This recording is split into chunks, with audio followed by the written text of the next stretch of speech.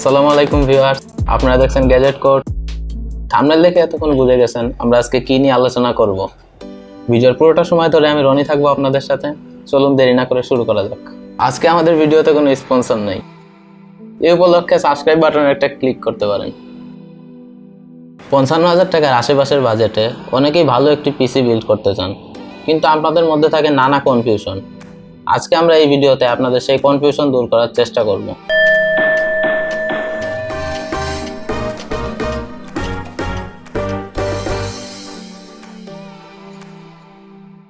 আমরা আমাদের এই পিসিতে ক্যাসিং হিসেবে ব্যবহার করেছি গোল্ডেন ফিল্ডের G9B গেমিং ক্যাসিং। এই ক্যাসিংটির নিচের সাইডে খুব সুন্দর করে 450 ওয়াটের একটি পাওয়ার সাপ্লাই বসানো আছে, তাই আপনাকে পাওয়ার সাপ্লাই নিয়ে চিন্তা করতে হবে না। এই ক্যাসিংয়ের এক সাইডে ফুল উইন্ডো, তাই ভিতরে লাইটগুলা খুব সুন্দরভাবে দেখা যাবে। আর ক্যাসিংয়ের সামনে এবং পিছনে দুটি ফ্যান ইনস্টল করা আছে, তাই আপনাকে এক্সট্রা কোনো ফ্যান ইনস্টল করতে হবে না। আর ফ্যানের সাথে ব্লু এলইডি ইনস্টল করা আছে, যা দেখতে বেশ সুন্দর লাগছিল।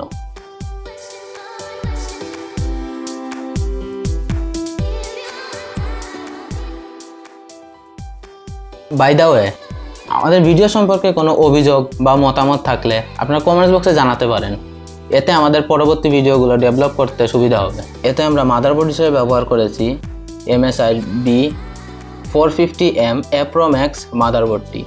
এই মাদারবোর্ডে চিপসেট হিসেবে ব্যবহার হয়েছে AMD B450 চিপসেট। এই মাদারবোর্ডে একটি M.2 স্লট রয়েছে। এতে আমরা SSD হিসেবে ব্যবহার করেছি টিউটন্সের 128GB 2280 SSDটি। SSDর পাশাপাশি আমরা মেইন স্টোরেজ হিসেবে ব্যবহার করেছি তোশিবার 1TB হার্ড ডিস্ক।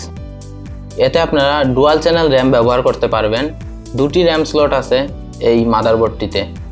এতে সর্বোচ্চ 64GB পর্যন্ত র্যাম ব্যবহার করতে পারবেন, তবে আমরা ব্যবহার করেছি 8GB। क्योंकि हम खानदानी गरीब हैं। हमारा बाप गरीब, दादा गरीब, परदादा गरीब, उसका बाप गरीब, सब गरीब, सातों पुश्ता गरीब।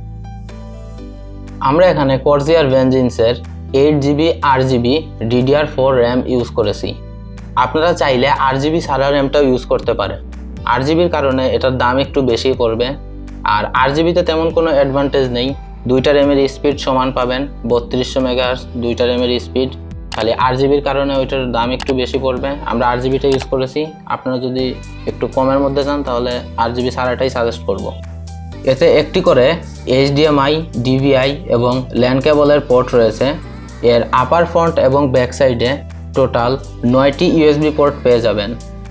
এতে মাইক্রোফোন, হেডফোন এবং স্পিকার ব্যবহারের জন্য মোট 5টি পোর্ট পেয়ে যাবেন।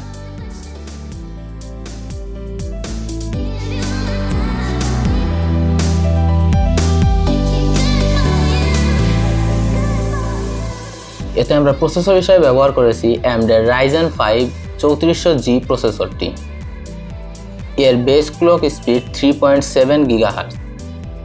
একে আপনারা বুস্ট করে 4.2 GHz পর্যন্ত স্পিড পাবেন। এর সাথে একটি কুলিং ফ্যান দেওয়া আছে, তাই এক্সট্রা কোনো কুলিং ফ্যান আপনাকে ব্যবহার করতে হবে না। তবে আপনি যদি বুস্ট করে ব্যবহার করতে চান তখন আবার এই কুলিং ফ্যান কভার করতে পারবে না, তখন আপনাকে আরও ভালো কোয়ালিটির কুলিং ফ্যান ব্যবহার করতে হবে। তবে আপাতত এই কুলিং ফ্যানটাই এনাফ। এর graphics spec Radeon RX Vega 11, তাই এর সাথে আমরা এক্সট্রা কোনো গ্রাফিক্স কার্ড ব্যবহার করিনি। টুকটাক কাজের জন্য এক্সট্রা কোনো গ্রাফিক্স কার্ড ব্যবহার করার কোনো প্রয়োজন নেই। এতে আমরা ম্যাক্স গ্রিন 650VA UPSটি ব্যবহার করেছি। আর মাউস কিবোর্ড হিসাবে আমরা ফিলিপসের মাউস কিবোর্ড ব্যবহার করেছি। আপনারা চাইলে F4 চুজ করতে পারেন, ওইটা আর একটু প্রিমিয়াম ফিল দিবে। আর স্পিকার হিসেবে আমরা ব্যবহার করেছি ডিজিটাল এক্সের 2.1 স্পিকারটি। আপনারা চাইলে মাইক্রো লেভেল স্পিকারটি ব্যবহার করতে পারেন, অলমোস্ট সেম প্রাইস, 100 টাকা বেশ কম। আর ডিজিটাল এক্সের সুবিধা হচ্ছে এতে আপনারা ব্লুটুথ সুবিধা পাবেন এবং এর সাথে একটি রিমোট পাবেন, এজন্য আমরা ডিজিটাল এক্স চুজ করেছি। এছাড়া সাউন্ড কোয়ালিটি অলমোস্ট সেম। আপনারা চাইলে মাইক্রো লেভেলটি নিতে পারেন ব্র্যান্ড ভ্যালু হিসেবে।